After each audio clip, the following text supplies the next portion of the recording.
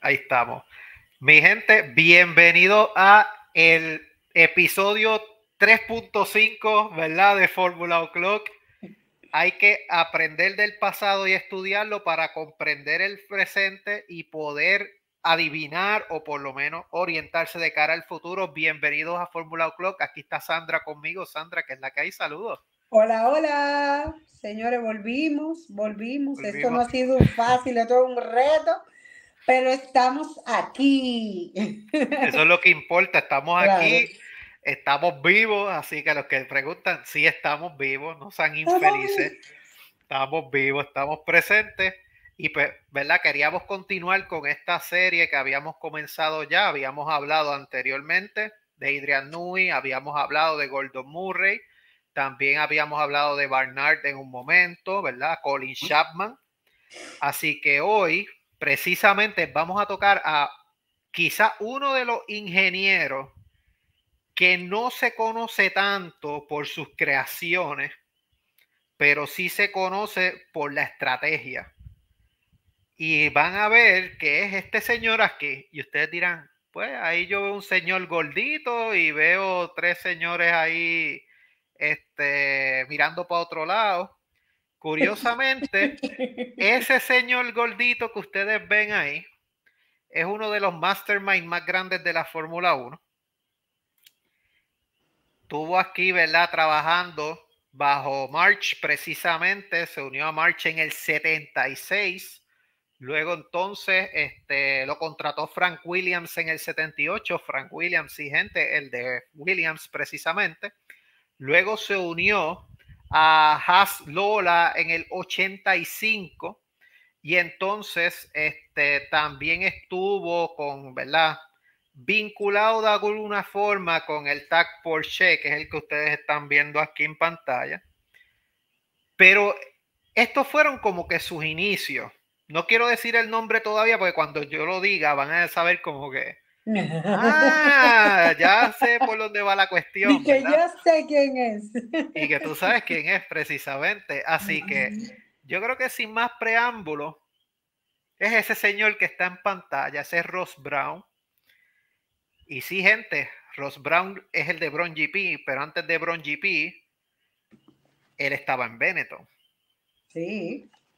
Y estaba en Benetton precisamente con el Kaiser, con Sí. Michael Schumacher. Bueno, pero ahí está la foto. Pero curiosamente, ¿verdad? Les mencioné a ustedes que en el 86 aproximadamente fue que estaba involucrándose en el mundo de la Fórmula 1. Le había mencionado, ¿verdad? Que trabajó con tag Porsche también. Pero esta foto es de ese lapso entre el 1991 y el 1996. Que ahí Ross Brown empieza como director técnico de Benetton. Y sí, gente, Benetton, curiosamente, ¿verdad? Para los que estaban pensando que hay un logo Ford en el uniforme, ¿verdad? En el mono del Kaiser, ellos estaban motorizados por Ford, precisamente en esa época eran motores V8, que estaba, los motores esos que suenan bien bonitos y que casi retumban, Y que extrañamos. y que extrañamos, pues precisamente Ross Brown, Ford. Que hay un video bien curioso. Perdón que te interrumpa, Guille. ¿Tú me escuchas, Guille? ¿Aló? Digo, aló, oye, como que estoy hablando por el celular. Guille. Formó parte. Sí, te escucho. ¿Me escuchas? No, es que se me fue el audio, discúlpame. Yo no sé si tú me escuchabas. Sí. Ah, ok.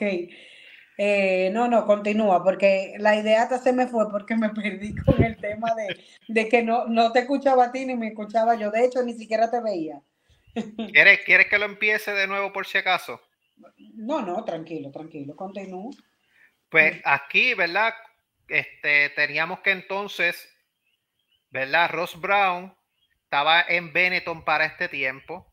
Básicamente, ¿verdad? Lo que sabemos de de Ross Brown, él se enfocaba mucho en las estrategias. Estrategias era su fuerte, era su factor, ¿verdad? Bien importante. Es importante en la carrera de Michael Schumacher, porque precisamente él descubre este diamante en bruto, ¿verdad? En Benetton, cuando de Jordan, del equipo Jordan, Benetton lo contrata. Él estuvo algunas 6 carreras como mucho, una carrera si no me equivoco con Jordan, y entonces él pasa a Benetton. Bien importante aquí, ¿verdad? Que como mencioné anteriormente, él estuvo con Williams, estuvo un rato también con Lotus, con Lola Arrows, con Benetton, que ahí es donde él empieza a cimentar su legado. Y con Jaguar en Le Mans y en los Sport Cars también. Que eso es bien importante resaltarlo, porque claro, muchos de estos mecánicos, muchos de estos estrategas e ingenieros se forman en otras categorías antes de llegar a la Fórmula 1. De hecho, cuando él estaba en Jaguar, en el 90, en Le Mans, uno de los pilotos que corrió, bueno, de su mano, él no era corredor, pero corrió de la mano de él, era Martin Brundle, que es ahora mismo uno de los mejores comentaristas de la Fórmula 1. Entonces, me imagino que lo conocen, pero valga el dato. Al que no sabe, Martin Brundle es el incordio que está en las transmisiones de Sky Sports, que casi todo el mundo ignora cuando van a hablar las celebridades con él. Precisamente ese es Martin Brundle. Exacto. Porque no cae muy bien, no tiende a caer muy bien. Su carrera como piloto no fue algo espectacular. Él estuvo en Benetton también, ¿verdad? Cuando empieza este engranaje en Benetton, ¿verdad? A subir, básicamente ¿verdad? Schumacher tenía como, ¿verdad? Como compañero a Martin Brundle. También tuvo a Jos Verstappen. Y también tuvo a Nelson Piquet. Entiendo que Nelson Piquet fue el primer teammate de él fue Nelson Piquet, si no me equivoco. Luego viene Martin Brundle, luego viene Jos Verstappen, que curiosamente, para el que no sabe, Schumacher pues gana en el 94 y 95, 2 campeonatos con Benetton. En el 93 él estaba batallando con lo que era un Alan Prost en Williams, un Ayrton Senna en McLaren. De ahí es que sale esa riña de Schumacher, Senna, Prost, porque ahí era que Benetton como que estaba dando, ¿verdad? Fruto poco a poco. Sí, que Schumacher quedó tercero en el campeonato. Quedó tercero en esos años. Y obviamente todo esto bajo el motor Benetton. Ford, perdóname. Ajá. Hay algo que destacar, y era que también este equipo de Benetton, ¿verdad? Dentro de la estrategia que había resaltado Ross Brown en ese momento, ¿verdad? En el 92 queda en tercera posición, en el 93 él queda en cuarta posición. Hay que resaltar que no me recuerdo bien cómo era la cuestión, pero Benetton estaba siendo acusado de hacer trampa. Sí, era un tema, wow, ¿cómo es que se llama? Que fue de hecho Senna quien empezó con el tema de la preocupación. No recuerdo en cuál fue la carrera, pero déjame buscar el dato. Fue en una carrera antes de Monza, antes de San Marino, que se dio en ese año, en el 94, que fue cuando Senna se quedó en esa carrera y logró escuchar cómo sonaba el carro de Schumacher, y ahí fue donde él se dio cuenta que ese carro no estaba legal. Ahora yo no me acuerdo cuál era el tema. Básicamente el tema era que Benetton estaba usando un software de control de tracción ilegal. La tracción, esa era. Que le daba esta ventaja en las carreras, y obviamente como no se podían utilizar asistencias en esos momentos, ahí es que entonces Senna como que se da cuenta, ahí es que entonces como que, ¿verdad? Le banean, ¿verdad? Esa funcionalidad. Pero pues obviamente Benetton resurge en el 94-95. Hay que resaltar precisamente que en el 94, cuando Senna fallece, el heredero es el Kaiser. Sí, de hecho era el carro que venía detrás, porque Senna estaba peleando, era de hecho con Schumacher. Y la carrera que quería decir era el Gran Premio del Pacífico en el circuito de Aida. Era el segundo circuito que se corría en Japón. En el 94 se corrió dos veces en Japón, en el circuito de Suzuka, el circuito de Aida. El circuito de Aida se llamó Gran Premio del Pacífico porque ustedes saben que no se puede tener dos grandes premios bajo el mismo nombre, o sea, no podemos tener el Gran Premio de Japón y el Gran Premio de Japón. Tenía que dividirse, por eso en ese momento, en el 94, que se llamó el Gran Premio del Pacífico. Ya para el 95 ya no teníamos Gran Premio del Pacífico, se suspendió por un tema de lluvia, creo que fue, y luego no se volvió a correr ahí en el circuito de Aida. Sí. Pero ese era el circuito que me faltaba por llegarle. Pues básicamente, ¿verdad? Ahí Sandra les dio un recuento de todo, ¿verdad? Lo que pasó con Benetton precisamente en ese interín del problema de la atracción ilegal, ¿verdad? Que ahí es que entonces Senna, curiosamente, llevaba 3 retiros consecutivos.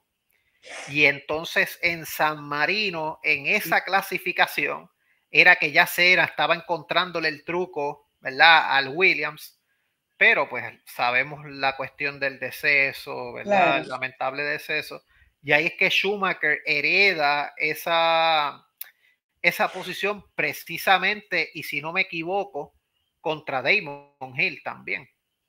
Sí, Damon Hill Que fue Damon Hill, en el 94, 95. Sí, 94, 95, porque no, espérate, y 96 lo gana Gil, y en el 97 ya es donde entra Villeneuve.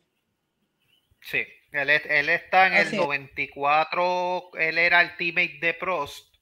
Ujú. Ya entonces en el 95 él sube como primero de Williams, y en el 96 cuando Schumacher hace la transición a Ferrari, él es el que gana básicamente el Exacto. campeonato. Así que por eso es que es bien importante, ¿verdad? Para que vayan amarrando ya como que un poco la historia, porque que le estamos contando esto, ¿verdad? Y cabe mencionar, Pero Guille, antes que nos vayamos un poquito más lejos, que por ejemplo la historia de Ross Brown y la parte exitosa de Ross Brown no solo la vimos iniciando en Benetton, sino que cuando él pertenecía a Williams, o sea, como Guille le mencionó, entró en el 78, pero bajo las manos de Ross Brown, Williams gana el campeonato del 80 con Alan Jones y gana el 82 con Keke Rosberg. Dato curioso ahí es el siguiente, que es muy emotivo para Ross Brown.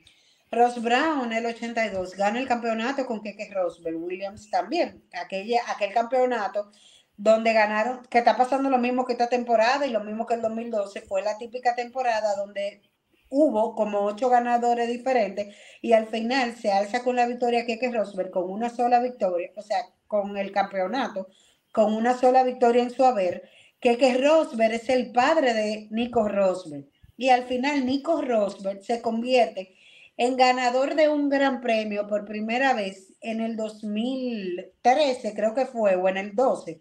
No, en el 12. yo creo que fue en el 12, me Creo que fue en el parece. 12, en el Gran Premio de Mónaco. Y hay una foto bastante emotiva, Ross Brown abrazando a Nico Rosberg y llevando el trofeo, porque para él era muy importante ese momento, porque padre e hijo, bajo sus alas, tuvieron momentos exitosos en su carrera.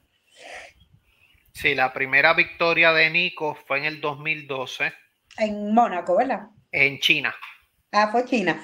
Pero no sé por qué tengo a Mónaco en la cabeza. Yo creo que en Mónaco fue cuando él subió él ganó en Mónaco, tú puedes chequearlo ahí. 2013. En el 13. 2013, 14 y 15. Ajá. En el 13 es cuando se ve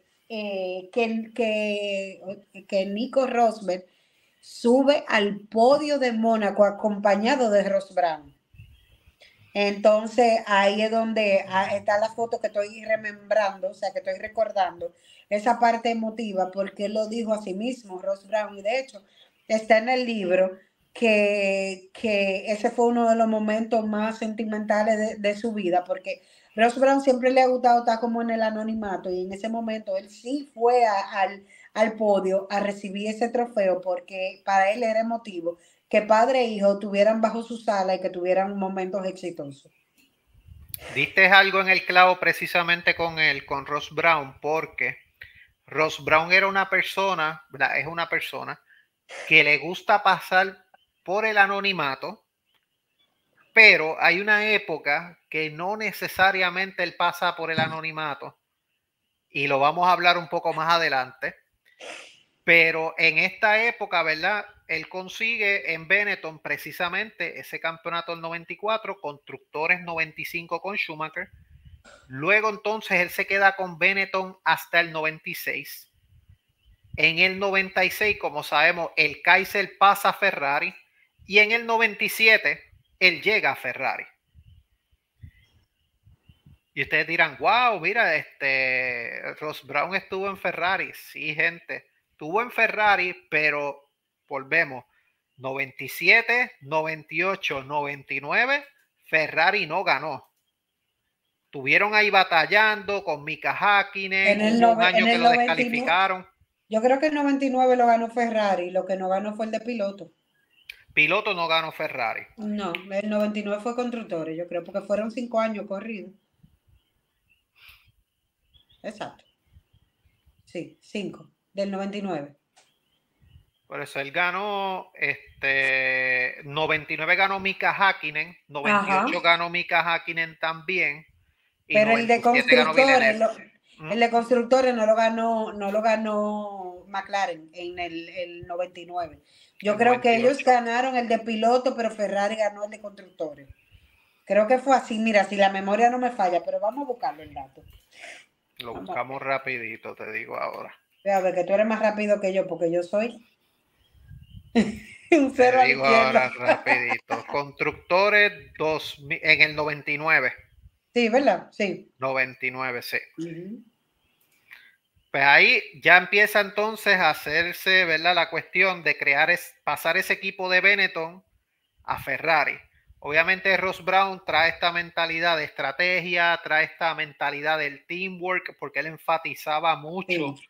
el trabajo en el equipo. Así es. Él incluso se le conocía también como una de las personas que le gustaba mirar fuera de la caja mucho, buscar esas zonas grises dentro del reglamento. Como les mencionamos, él no era quizás el que diseñaba las piezas, pero sí era el que leía el reglamento y decía, te puedes ir por aquí, mira, por esta zona, vamos a ver cómo podemos trabajar esas partes. Así que él hacía mucho eso, obviamente, dentro de uno de los experimentos que él hizo, lo hizo con Brown GP con el doble difusor, que era una pieza que después se cuestionó mucho la legalidad, pero pues todavía no quiero entrar en esa parte. Hay que, ¿verdad?, resaltar que Ross Brown, obviamente, como mencionamos, se reencuentra con el Kaiser Michael Schumacher y él está en Ferrari hasta el 2006. 2006, ¿por qué es bien importante esa fecha? Porque en el 2006, curiosamente, ya él había ganado en Ferrari del 2000 al 2004 campeonato de piloto y constructores, y desde el 99 hasta el 2004 ya había ganado campeonatos de constructores consecutivos. Estamos hablando 5 campeonatos, ¿verdad?, de pilotos, 5 campeonatos de constructores.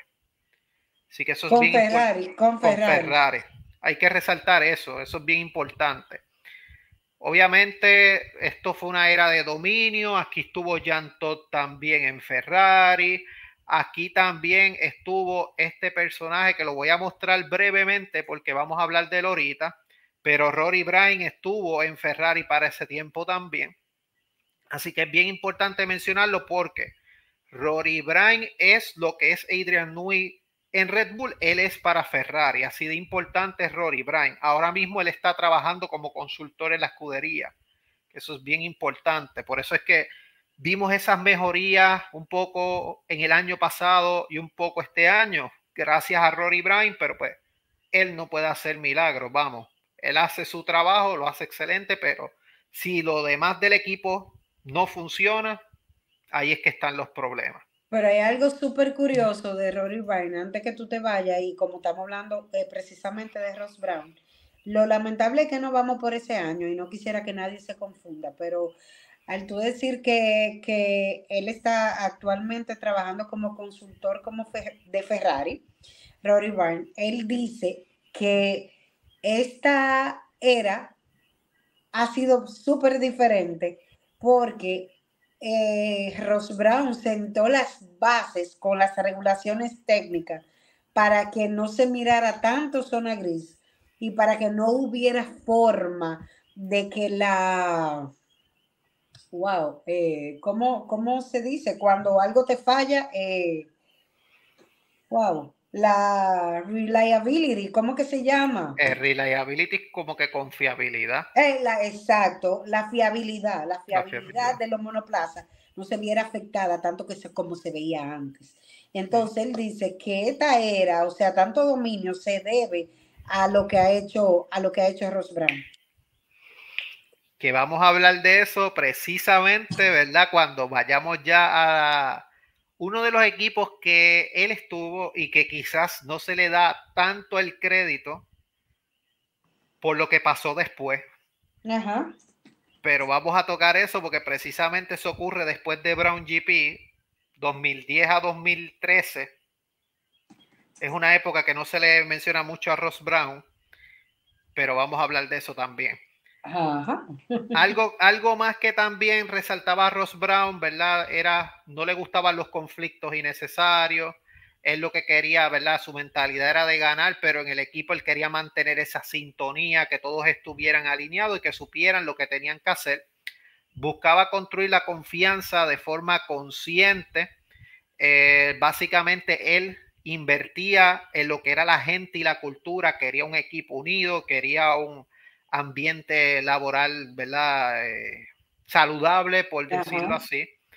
Y él lo que básicamente tú lo veías era una persona bien calculadora, sabía cuándo tenía que hacer las cosas, algo que no necesariamente lo saben hacer todos los team principal o ¿verdad? Los team directors, ¿verdad? Claro. Etcétera. Hay que mencionar que, ¿verdad? Dentro de algunos roces que tuvo Ross Brown a través del tiempo con equipos, ¿verdad? O con miembros de su equipo, destacan dos precisamente. Uno es Aldo Costa, que habrán escuchado ese nombre, y el otro precisamente es Rory Bryan. Tuvo roces con Rory Bryan también cuando estuvo en Ferrari. Así que, ¿por qué? Porque básicamente Rory Bryan es de Sudáfrica, y muchas veces él no viajaba a Maranello. O sea, había una especie de colaboración de que él trabajaba desde la casa y pues obviamente eso es lo que se cuestiona mucho sobre el fichaje de Nui también, porque Nui es una persona que le gusta trabajar en Inglaterra, no le gusta que lo saquen a Maranello y eso puede traer conflicto, porque si ellos te dicen te necesito aquí, ahí es que puede pasar quizás algunas controversias. Vamos a ver. Yo no creo que vaya para allá, pero nada. Esperemos. Yo todavía pienso que sí, pero pues vamos a ver. Obviamente, ¿verdad? También dentro de lo que se habla de Ross Brown era que le gustaban las cosas simples, todo lo que era complejo lo subdividía para hacerlo lo más fácil, los más procesos eficientes posible. También él era una persona analítica, buscaba muchos datos, ¿verdad? Para tomar las decisiones. Y pues obviamente, ¿verdad? Para ir ya moviéndonos a lo que también sabemos que él pasa en Ferrari, pero entonces él tiene que seguir en la Fórmula 1, se cansó de ganar en Ferrari y Se aquí que cansa. entonces, sí, porque pues ya estaba, ya se hartó, se cansó, dijo pues me voy a un equipo, como decimos aquí, basura, y entonces se fue para Honda. Curiosamente, él se lleva a Rubens Barrichello. Pero él se tomó un año sabático ahí en el 2007, que fue casualmente cuando gana Kimi Uh-huh. con el Ferrari. Ese año Ross Brown no estaba en la Fórmula 1. Sí. Eso es Ah, bien importante resaltarlo. ujú, Como Sandra dice, ocurre ese sabático, pasa a Honda. ujú. Sí, Honda entonces él empieza 2008, curiosamente, un equipo en problemas, un equipo que no estaba dando el grado, un equipo que era sotanero, un equipo que lo peor de todo es, vamos a ponerlo como si fuera un Stake F1 Team para los que son nuevos, que Stake no consigue puntos ni aunque sean los únicos que corran, pues así era Honda en aquel momento. Obviamente ellos tenían a Jenson Button, campeón, ¿verdad? Con McLaren, con Brown GP posteriormente en el 2009, pero tenían a un Jenson Button que había ganado carreras y tenían a un Rubens Barrichello como como escudero, que también estaba en el equipo Honda, que ellos se van a la quiebra, básicamente Honda dice me voy, y ahí Ross Brown es que se conoce esta famosa historia de solamente €1. Él compra el equipo. Obviamente no costó €1, costó más de €1 porque tienen que, ¿verdad?, adquirir las deudas, adquirir toda la infraestructura. Claro. Pero básicamente de Honda pasa a llamarse Brown GP, que Brown ahí entonces adquiere el motor Mercedes, ¿verdad? Que para el que no sabe, Mercedes ya hacía motores para McLaren, curiosamente en la Fórmula 1. Por eso es que a Lewis se le conoce como que ha ganado siempre con motores Mercedes, porque desde que él está en la Fórmula 1 ya McLaren usaba motores Mercedes. Obviamente, ¿verdad? McLaren después usa Renault y usa otros motores. Pero entonces aquí es que ocurre esta famosa situación de Brown GP, que hay una serie en Hulu que la pueden ver que se llama Brown GP, que está narrada por Keanu Reeves, que exactamente le cuenta todo lo que sucedió con el equipo y que pues, obviamente ellos descubrieron una zona gris que era el doble difusor, que entonces eso le dio ventaja al principio. Vimos como Jenson Button empieza a ganar carrera, vimos como Rubens Barrichello hacía podios consistentemente, pero luego entonces Rubens empieza a subir y ahí es que Red Bull dice como que por esta zonita me voy y Red Bull empieza a alcanzar a Brown GP. Brown GP por poco pierde. Sí, porque ellos se quedaron, ellos vinieron con la innovación heredada de Honda, el doble difusor. Mucha gente le atribuye el doble difusor a Ross Brown, no tiene nada que ver con él. Fue un aerodinamista japonés que se llamaba Masayuki Managua, algo así. Pero se llamaba Masayuki, estoy muy segura de esa parte. Y él fue quien trajo el doble difusor. Lo que pasa es que se le queda ya a Ross Brown. Y con eso, bueno, pues nada, ok, yo quiero entrar, pero ¿con qué motor entro? Porque no tengo motorizadores. Ahí es donde Mercedes le ofrece. Fue como un tema como si fuera de donación, como que déjame ayudarte y le ofrecen el motor. ¿Qué pasa? Que cuando ellos le ofrecen el motor, entonces en la primera carrera, de una vez, entonces Jenson Button gana. Y ahí es donde viene ya como que, oh, pero esta gente se metieron aquí. Y luego la siguiente carrera y dicen, pero, ¿y ahora? Pero ellos a mitad de temporada empiezan a quedarse rezagados por dos factores. Rezagados por la falta de dinero y de patrocinadores y también porque Jenson Button, la parte mental empieza a disminuir. Empezó a bajar la confianza y ahí es donde, como tú comentas, empieza a subir Rubens Barrichello. Pero también ya venía un Red Bull de la mano de Adrian Newey que sí había descubierto que esto se debía al doble difusor y todo el mundo empieza a desarrollar en base a esto. Por eso fue tan corto el periodo de victorias de Brown GP que a puras estrategias dentro de todo de Ross Brown, ellos terminan con el campeonato, pero no fue tan fácil porque la primera mitad, bueno, como dice el refrán, el que delante da dos veces y eso fue lo que le pasó a Ross Brown. Dio adelante, dio con la nueva regulación y entonces al final eso fue lo que le favoreció. Y que curiosamente dijiste algo bien importante. Esa temporada se celebraron 17 carreras. La debacle de Brown GP empieza precisamente en Silverstone, cuando Rubens Barrichello queda tercero y Jenson Button no gana una carrera. O sea, Jenson Button no vuelve a ganar una carrera esa temporada. Ajá. Ahí es que cuando vean la serie, ¿verdad?, de Bron GP, van a ver que Jenson Button está embarrado, porque él dice como que, wow, de verdad voy a perder este campeonato. Y ahí vemos como Rubens Barrichello en 2-2 victorias, y Rubens tenía chance de ganar hasta Brasil precisamente de ese año. Ajá, sí. Y Brasil fue trágico, de hecho, para ellos, porque ellos lo que no podían era tampoco volver a tener un DNF, y de hecho sí lo tuvieron. Y era, cada vez se le ponía más difícil, más difícil, más difícil, y ahí, entonces, por ahí se complicaba más la cosa. Y sobre todo que iniciaba una nueva guerra para Ross Brown. ¿Cuál guerra? Teníamos la guerra Bernie Eccleston. ¿Por qué? Porque Bernie Eccleston era el representante de todas las escuderías en el campeonato mundial de Fórmula 1. ¿Y qué pasaba? Que todo el mundo estaba en contra de lo que estaba pasando con Brown GP, claro, porque esto salió de la nada y de repente viene como ganador de la mano de Ross Brown, uno de los ingenieros más exitosos que tiene la Fórmula 1.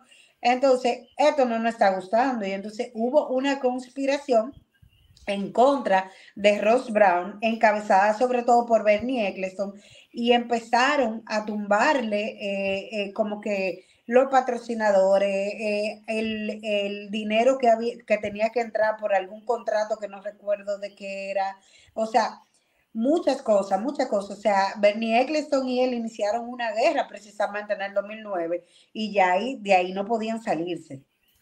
A mí me está que esa guerra, si no me equivoco, era por el Pacto de la Concordia. No me acuerdo si exactamente era eso, porque recuerdo que era algo que estaban,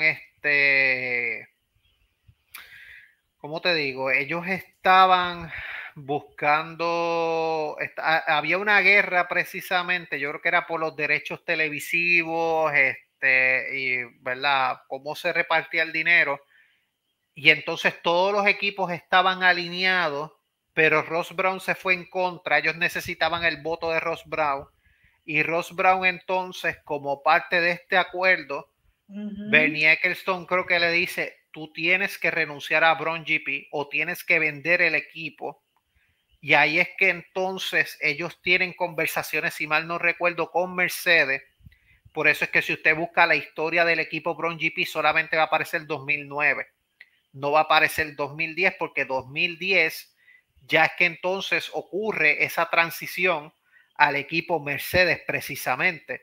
Hay que recordar que ellos estaban motorizados por Mercedes. Claro. Aquí pues va a haber obviamente este Brown GP. Este modelo obviamente Brown se llama por, ¿verdad?, el apellido de él.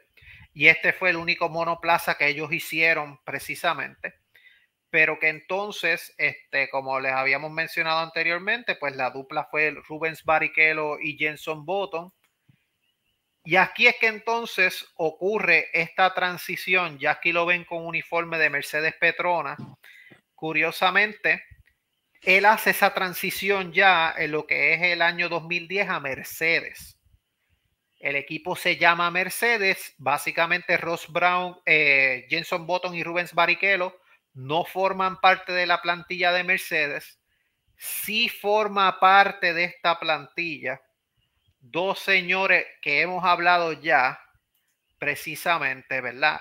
Y hemos hablado de Nico Rosberg, y el Kaiser regresa a la Fórmula 1. Él se había retirado en el 2006, si mal no recuerdo, que fue su, sí, 2006, que fue su última temporada con Felipe Massa, pero Ross Brown vuelve a traerlo para Mercedes, ¿verdad? En esta ocasión, ya un Schumacher más lento, un Schumacher que pues no se adaptaba a esta nueva normativa que le costó, y pues un Nico Rosberg que ya había demostrado con el equipo Williams que podía hacer podio, que podía estar batallando, ¿verdad?, en la zona alta de la parrilla. Así que Mercedes formó un equipo alemán, obviamente con Rosberg y Schumacher, que entonces, ¿verdad?, este fue el primer monoplaza de ellos, el Mercedes W1, si no me equivoco, creo que es el nombre del primer Mercedes. Obviamente esto era la competición de los motores V8, ya Red Bull, como habíamos mencionado, 2009 estaba batallando con Brown GP, 2010 la normativa le favoreció y ahí es que viene el dominio de Sebastian Vettel 2010, 11, 12 y 13. Pues obviamente, ¿verdad? Ahí es que vemos que uno de sus principales rivales, ¿verdad? Era Mercedes, el otro era Ferrari, con Fernando Alonso. Así que Mercedes, el de ahora, se debe en parte o en gran parte por los cimientos que creó el señor Ross Brown entre estrategias. Si ustedes vienen a ver, mucho personal del equipo Brown GP pasa a Mercedes y hay algunos que están hoy en día en el equipo Mercedes. Sí, y que de hecho hay mucha gente que no lo cree así, pero todo esto fue preparado. Cuando vemos que hay un reglamento que se va a cambiar, Ross Brown decía algo, a mí no me gusta distraerme, yo me enfoco en el problema y al problema le asigno una persona y a esa persona le doy todo el apoyo. Entonces, ¿qué pasa? Él sabía la ventaja competitiva que tenía de cara a las nuevas regulaciones que entraban en vigencia para el 2014, ya la era híbrida. ¿Qué pasaba con esa era? Que esa era se enfocaba mucho en la motorización. Y él sabía que su ventaja competitiva sobre el Red Bull, sobre el Renault, entonces era el motor. Y él duró 3 años preparando ese motor para luego ver la escudería exitosa que vimos del 14 en adelante. Mucha gente se lo atribuye a James Allison, que Toto estuvo ahí, que el feedback de Niki Lauda. No, esto inicia con Ross Brown. Y sobre todo porque debemos saber que Ross Brown fue echado del equipo Mercedes. Cuando entran Niki Lauda y Toto Wolff, se adueñan de todo, se hacen socios de la escudería y ahí es donde le dan el golpe de estado a Ross Brown. Cuando él vino a darse cuenta, ya él definitivamente estaba fuera de la escudería y no pudo ver los frutos de su arduo trabajo del 10 al 13. Entonces en el 13 ya Ross Brown sale de lo que es Mercedes, pero sí tenemos que tener en cuenta que ese Mercedes lo encaminó Ross Brown, que eso no es obra de más nadie. Y que hay que resaltar algo también. Ross Brown es la esencia de este equipo Mercedes junto, ¿verdad? Como mencionaste, Niki Lauda y, ¿verdad? Claro, Se le debe más créditos a ellos que al mismo Toto Wolff. completamente. Pero ese monoplaza se estaba desarrollando precisamente por este señor que ustedes están viendo en pantalla. Michael Schumacher fue fundamental. Quizá él no hizo, él hizo solamente un podio con Mercedes, pero él fue fundamental en crear ese monoplaza para que este señor lo heredara en el 2013, que ahí es que entonces ocurre que Niki Lauda habla con él, lo sacan de McLaren, que él estaba en McLaren, el equipo de su vida era McLaren, y ahí es que Hamilton, muchos, ¿verdad? El movimiento hacia Ferrari lo ven como una continuidad de lo que pasó con Mercedes, que él cambia, que toma esa decisión y el equipo mejora, eso es lo que están hablando por todos lados. Pero 2013 ya Lewis Hamilton empieza en Mercedes y empieza a verse como un rival creíble para lo que era Red Bull en ese entonces, porque ya en ese año ellos logran el subcampeonato de constructores. Sí. Ya como bien dijiste, le dan el golpe de estado a Ross Brown, precisamente este señor que ven en pantalla, cuando Ross Brown está como que coachando a Toto Wolff, ahí es que entonces le dan el golpe de estado y que entonces de este equipo, ¿verdad? Pasa a este equipo y luego pasa a esta forma. Ya entonces vemos cómo Ross Brown se va alejando del equipo, como mencionaste, porque Toto Wolff adquiere el poder y le dan el crédito a Toto Wolff, pero el artífice de este equipo, el que creó ese fundamento, esos pilares, fue Ross Brown. Ya Así es. entonces, curiosamente, mencionaste a James Allison. Y es que James Allison le dan mucho crédito, pero James Allison no llega al equipo hasta el 2017. Entonces, ¿qué pasó en el 2014, 2015 y 2016? 3 años que ganaron 2 Hamilton y 1 Rosberg. Exacto. Ahí vemos entonces cómo esa, ¿verdad? Esa ideología de Ross Brown siguió pasando esas temporadas. Obviamente, luego de que le dan este golpe de estado a Ross Brown, él pasa entonces a trabajar con la Fórmula 1, precisamente con la FIA, Fórmula 1, la base de los reglamentos. Él era el encargado de redactar o de revisar esos reglamentos y todavía está con Liberty Media trabajando. Muchos lo querían incluso que llegara a Ferrari nuevamente o a otro equipo que fuera team principal, porque dicen que le queda todavía, ¿verdad? ¿Sabes? Lo quieren ver otra vez nuevamente en la Fórmula 1. Él obviamente ya dice que él no quiere volver, que él se No. queda feliz y tranquilo en Liberty Media. Pero eso yo le diría a ustedes que es como que la historia, Pero ¿verdad? yo creo que él salió, él no salió. Yo creo que él todavía sigue como consultor. Ah, ok. Tiene que estar como consultor porque no está en un cargo fuerte en la FIA ya. Él Ok, está más pasivo. ya. Pero como que esa es la historia de Ross Brown, ¿verdad? Que hay unas imágenes precisamente que hacen alusión al señor que vamos ahora. Pero antes de pasar al señor que vamos ahora, en ese momento de transición, antes de que Ross Brown se nombrara eh, asesor en la FIA, o perdón, encargado de las regulaciones técnicas del reglamento en la FIA, Ross Brown junto con Adam Park. Adam Park era un miembro también activo en Williams y en algún momento parte creo que de la misma FIA. Adam Park y Ross Brown crean un libro y idean un libro. El libro sale después. El libro se llamaba Total Competition, era sobre las estrategias y sobre todo lo que tenía que ver el sistema Brown en la Fórmula 1. Y en ese sistema Brown de la Fórmula 1, él tenía 15 observaciones. Y esas 15 observaciones eran consejos que él daba y cómo él manejaba los equipos. Entre ellas, la tengo aquí anotada porque honestamente no me la sé de memoria. Tenemos que la estrategia es un sistema y que la suerte es parte de la preparación que espera una oportunidad. Hay que evitar el conflicto innecesario. El conflicto se maneja en pista, pero no entre los miembros del mismo equipo. Construir la confianza debe ser de forma consistente, nunca hacia abajo.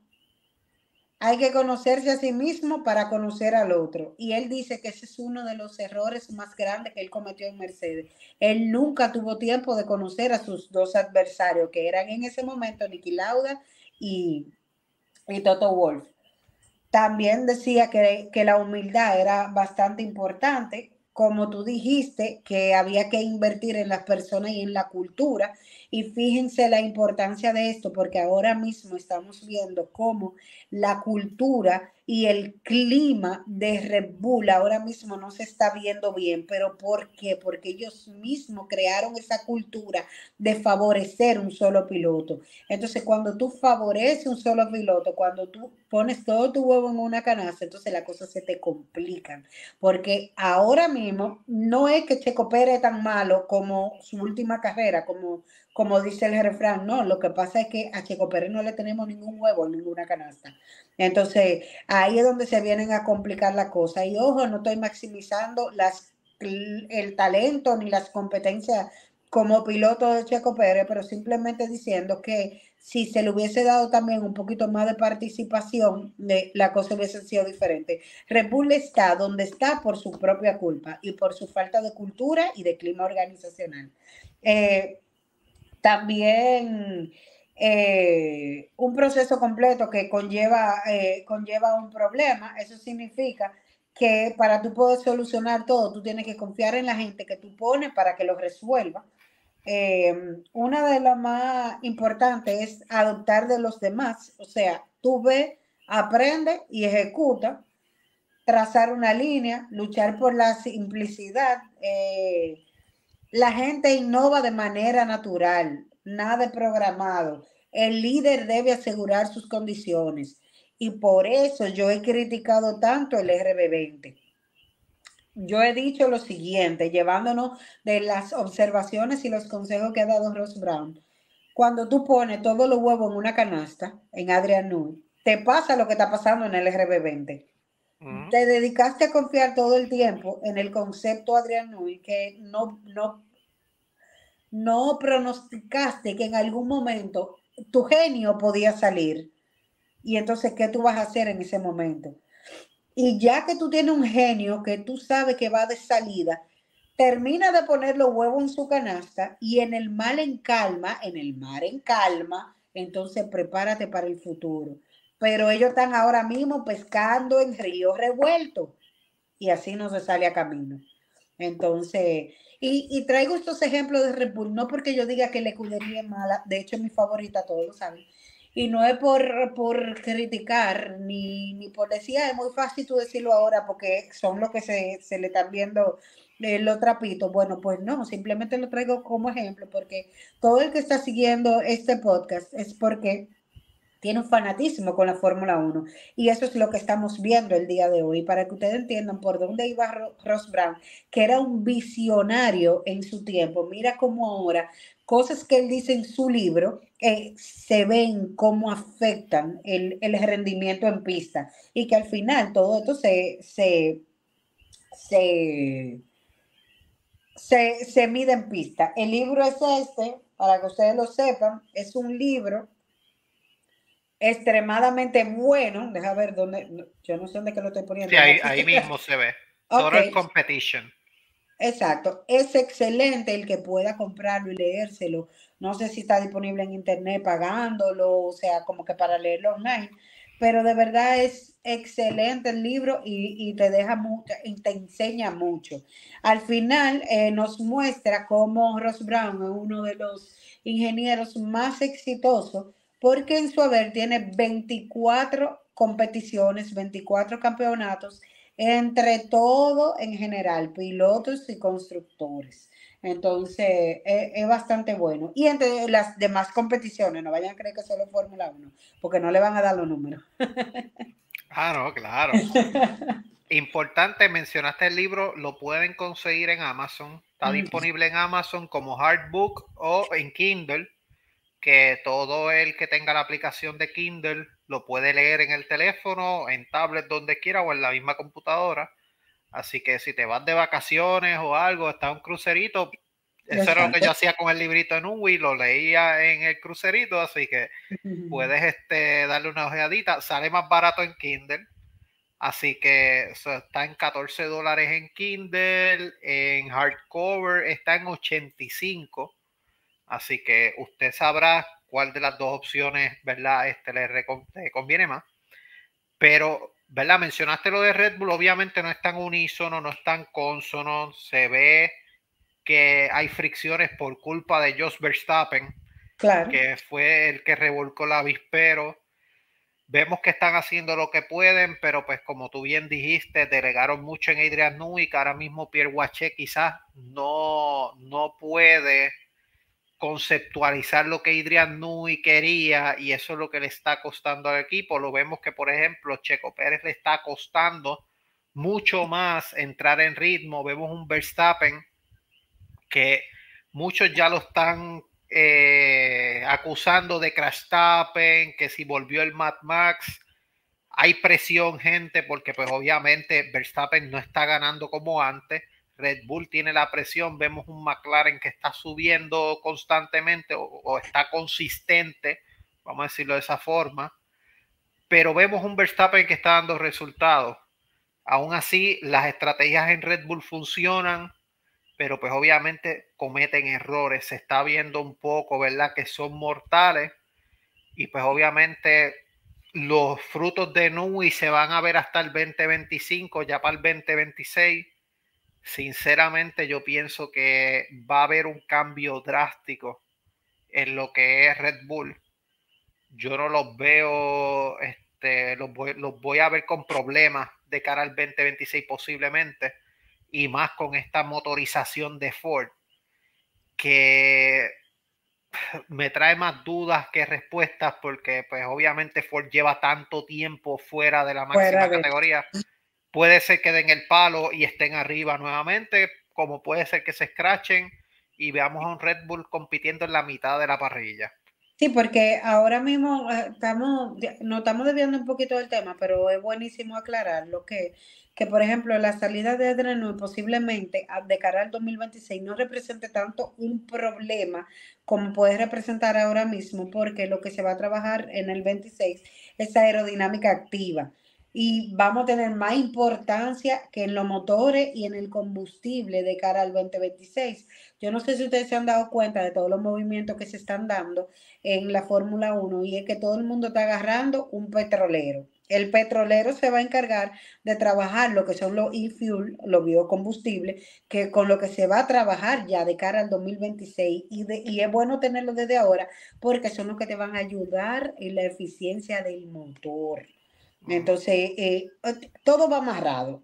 Yo no soy tan técnica, o sea, posiblemente no lo puedo explicar tan bien como sea o como lo tengo en mi cabeza, pero al final de todo, posiblemente la salida de Adriano de cara al 26 no sea tan catastrófica porque no vamos a tener tanta dependencia de la aerodinámica, pero va a estar ahí presente. O sea que vamos a ver qué pasa con Red Bull y los motores. Sí, sí, y que como bien dijiste, obviamente no está esa sincronización del equipo, están esas fisuras, puede ser que más Claro. ingenieros se vayan de Red Bull o puede ser que lleguen ingenieros nuevos, no Y sabemos. y una probable partida de Verstappen, porque se está hablando mucho. Y tú sabes que cuando se habla, sobre todo cuando en ese hablado, en ese chisme andan Max Verstappen, digo, Josh Verstappen y Helmut Marko. Entonces, sabemos que la cosa es porque se está palabreando, porque hay muchos rumores que se han dicho, porque ellos no se pueden quedar callados, definitivamente. Y algo ya se sabe. Y sobre todo esa cláusula que acaba de firmar en un marco de 2 años más, o sea, me quedo hasta el 26 significa te aseguro hasta el 26 pero si tú no me enseñas algo positivo, entonces lo normal es que yo arranque. Y sabemos que Mercedes ha sido exitoso todo el tiempo, o sea que Mercedes nunca ha sido un problema de motor, el problema de Mercedes luego del 2021 es el tema aerodinámico que no habían podido dar, pero mira Mercedes dónde están, que yo lo llamo el efecto Allison. Mucha gente me dice, no, Mercedes no ha llegado. Para mí, Mercedes está ahí ya. Entonces, nada, yo creo que es una posibilidad bastante grande una entrada de Verstappen a lo que es Mercedes. Sí, yo estoy seguro que hasta Toto Wolff lo llamó después del Sí, Grand Prix de Hungría claro. a Verstappen y le dijo como que mira, sabes, tú estás sufriendo acá, mira dónde está Hamilton Ujú. y no tenemos todavía todo full power. Cuando estemos Exactamente. full power, ¿sabes? Y ahora mismo, si tú vienes a ver la clasificación de los equipos, el carro más rápido es McLaren, el segundo Motorizado por Mercedes. motorizado por Mercedes, el segundo es Mercedes, Claro. porque no podemos poner a Red Bull en el segundo lugar, porque obviamente están cojos de una pata. Exacto, pero yo no lo excluyo del segundo lugar por ese motivo. Yo lo Están excluyo ahí. exacto, yo lo excluyo de lo que tiene que ver con campeonato de constructores, porque al final que tú estás cojo, Uh -huh. tú de verdad con el rendimiento que está teniendo Checo no se sale a camino. Entonces también ahora tenemos que sumarle que el Verstappen que no cometía errores se está calentando. Y si Verstappen vuelve a sus andadas, que espero que no, vuelve a sus andadas, entonces vamos a tener nuevamente una inconsistencia en Red Bull que no le va a dejar para mucho. Yo realmente yo veo a Red Bull ganando, no constructores. Yo pienso que constructores lo van a tener bien difícil. Si lo ganan, lo van a ganar bien reñido, pero yo creo que lo pierden con McLaren. Claro. Pero pilotos, yo creo que Verstappen lo gana Sí, por la sí. parte de más o menos el mismo caso de Jenson Button. Como acumuló tantas carreras al principio ganando, tantos podios, va a ser bien difícil alcanzarlo porque ahora mismo puede ser que la diferencia con Lando sean aproximadamente 80 puntos, por darte Ujú. un número. 76 creo que son. pero el problema es que vemos, el bizcocho se va a seguir dividiendo. Claro. Ya esta temporada ya han ganado 7 pilotos. Claro, se está dividiendo primero por la mala gestión de McLaren y segundo por la inconsistencia de Lando Norris, que a mí me pena muchísimo porque es un piloto que a mí me gusta mucho de verdad desde su inicio en la Fórmula 1, pero yo estoy viendo un piloto que no está enfocado, es un piloto que está en cierta forma con mucha ansiedad de demostrar, de querer, de ganar. Entonces, hay momentos, tú tienes que prepararte para todo eso, tú tienes que ver la oportunidad en todo esto. Y sobre todo cuando McLaren sigue dándole en la herida. O sea, fue como que él se cayó, se hizo una herida y cada vez que va a cicatrizar, ellos vuelven.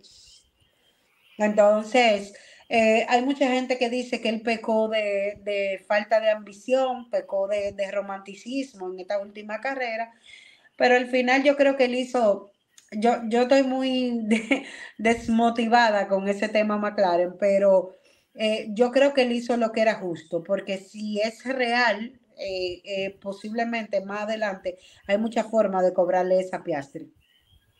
Pero él tiene que ser muy cuidadoso, porque Piastri puede hacerle muchos líos, muchos problemas, que puede que no le convengan a McLaren, le favorezcan a Mercedes, o tal vez en su defecto a Ferrari, porque no sabemos si Ferrari en algún momento da con la diana, tal vez venga del parón veraniego y arranquen, pero no sabemos, porque Ferrari siempre va a ser Ferrari. Pero nada, eso al final de todo, y nos desviamos del tema de...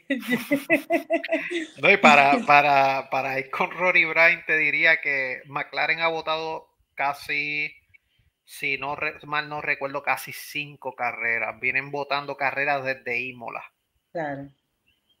Y Pero antes entonces, de irnos a Rory Bryan, a mí me gustaría, dentro de todo, completar este episodio aquí y empezar uno nuevo. Yo no sé cómo tú estás de acuerdo, porque, sí, pues, ¿sabes? Por un tema de que no quisiera que nadie se me canse viendo estos minutos, aunque este contenido está buenísimo, pero no quiero que nadie se me canse.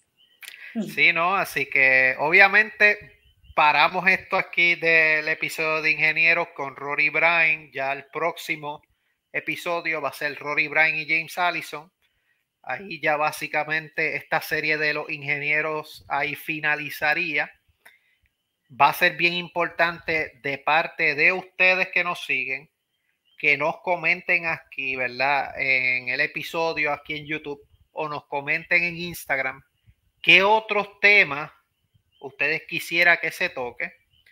O me lo comentan a mí en Box Talk por un privado, me dicen, mira, quiero que hablen de esto en Fórmula O'Clock. Y a Sandra también se lo comentan, Claro, ¿verdad? Para traer temas, ¿verdad? Porque queríamos traer de los ingenieros porque obviamente es lo más importante que está en esta era, ¿sabes? Esta era claro. no es de motores, es de aerodinámica. Pero si ustedes quieren que hablemos de los motoristas, o mejor dicho, de los encargados de los motores, historia de algún equipo o alguna riña en particular o algo, no olviden comunicarse con Sandra en Yo en la F1, Box Talk con Guille o en Fórmula Clock aquí en YouTube o también en Instagram.